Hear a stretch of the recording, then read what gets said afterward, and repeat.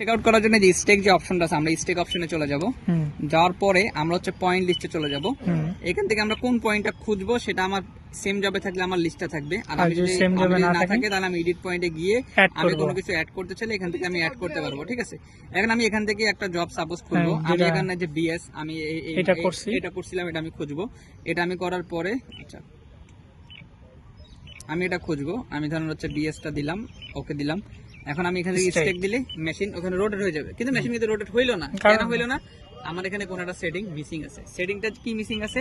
Stake out আমি automatic এই সেটিংটা আমি করি নাই। এখন আমি এটা করে দিব। এটা করার জন্য কোথায় যেতে হবে চেক করার জন্য? Configuration, survey.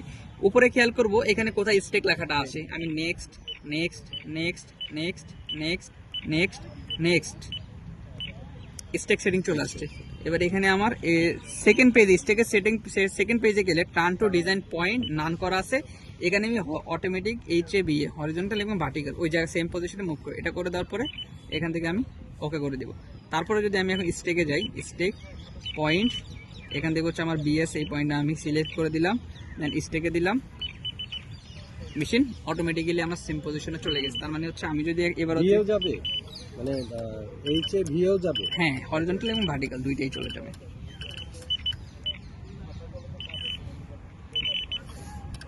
এখন ইন সার্ভে এখান থেকে ডাটা এক্সপোর্ট করতে গেলে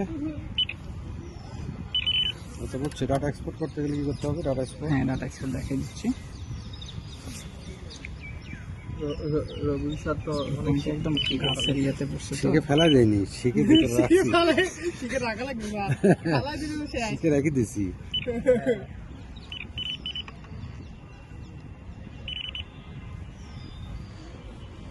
আনিস কোনটা? আনিস টাইম আনিস কি আসছে না তো? আনিস কোন আচ্ছা যে পয়েন্টে চলে গেছে। ঠিক আছে, তারপর হচ্ছে সামান্য একটু এরর আছে, এটা হচ্ছে আপনি বাকিটা হচ্ছে ওই যে আপনার ক্রস ইয়ার আছে না, এটা দিয়ে ঠিক করে নেবেন। ঠিক আছে স্যার, আমাদের রাজশাহী অঞ্চলে আনিস কি আছে? এরপরে হচ্ছে ডাটা এক্সপোর্ট করব আমরা। হ্যাঁ হ্যাঁ, ডাটা এক্সপোর্টের জন্য একটা পেন ড্রাইভ দেন, না এটা তো অপশন পেন ড্রাইভ আছে, যে কোনো পেন ড্রাইভ। হ্যাঁ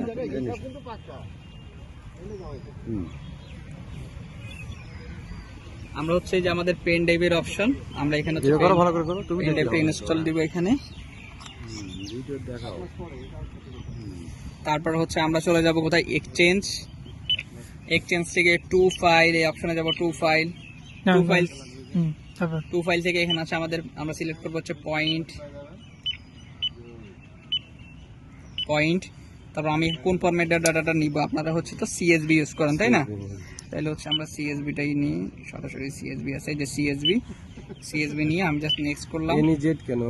এনইজেড, হ্যাঁ এনইজেডই তো, মানে ENZ নেওয়া যাবে না?